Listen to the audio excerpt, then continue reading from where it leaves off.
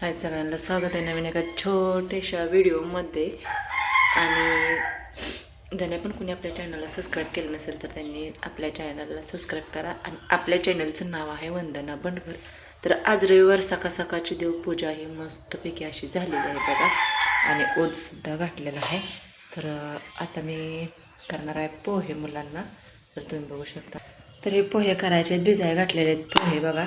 उशीर झालं भिजवून घेतलेले भिजाय घातलेले आहेत. आणि इकडं बघा हे शेंगदाणं भाजून घेतले आपलं भाजलं आहे बरं का. असं म्हणजे भाजलेले आहेत शेंगदाणं. आणि त्या अगोदर इथं आता कढई ठेवलेले गॅसवर. कढई ठेवले तर कढईत कांदा टाकायचा हा बरं का. कांदा टाकायचा ही त्यासाठी कांदा कढीपत्ता मिरची असं घेतलेलं आहे मी. तर कढई गरम झाली त्यात आता कांदा टाकून घेते. आणि आता ह्याच्यात कांदा टाकून घेते बरं का भाजायला. कांदा मस्तपैकी असा भाजायचा.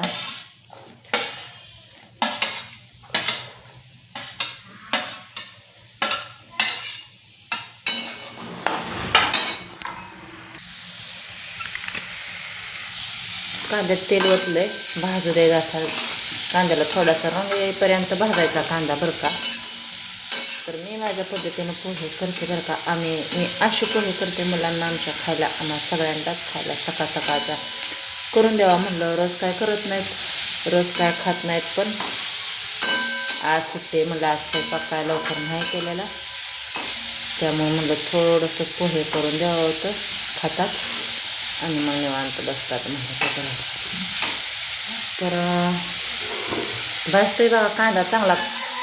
कांद्याला थोडा रंग येईपर्यंत भाजायचं बरं का. आता इकडं शेंगदाणं सुद्धा असं भाजलेलं आहेत बघू शकता तुम्ही कसं भाजलं शेंगदाणं आहे का. गॅसवर भाजीला किंवा त्याला होतात की बघू आमचा भैया म्हणतो या शेंगदाण्याची चक्की कर म्हणून. तर आता ह्याचं पाला असं काढून घ्यावं म्हणून. मग आहे का पाला असा काढून घेतलं का नाही असा मग चक्कीला हे होत आहे बघा. कांदा चांगला भाजला का नाही कर लागत नाही. मग कांदा भाजल्या आता ह्याच्यात थोडंसं मिरची टाकते बरं का तळायला. तेल ओतलं ह्याच्यात. आता मिरची टाकते बघा.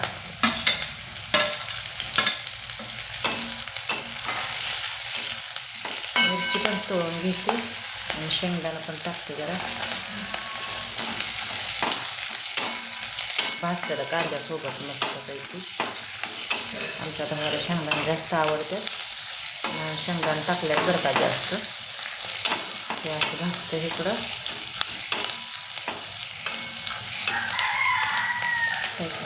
आता यात कढीपत्ता टाकून घेते.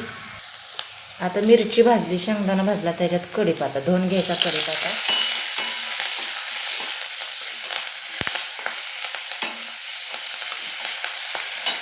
जिरं टाकायचं.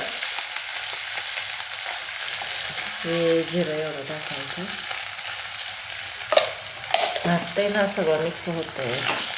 त्याला चांगलाच परतून घ्यायचं.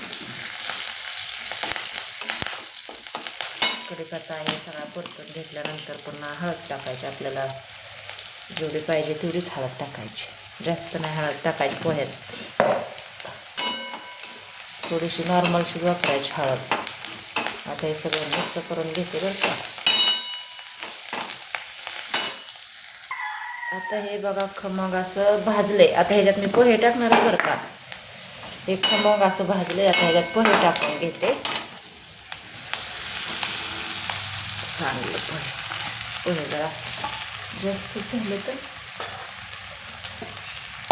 हलवून घेते आता.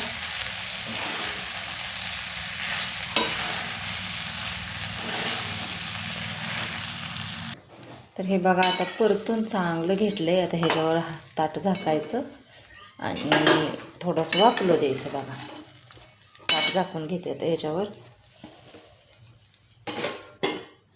थोडंसं वाफलं द्या. वापरलं का त्या प्लेटमध्ये काढायचं.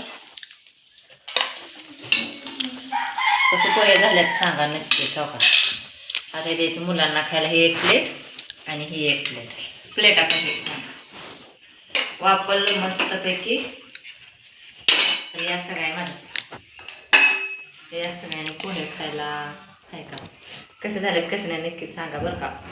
छान झालेत पोहे आमचे. तर बाय बाय सगळ्यांना.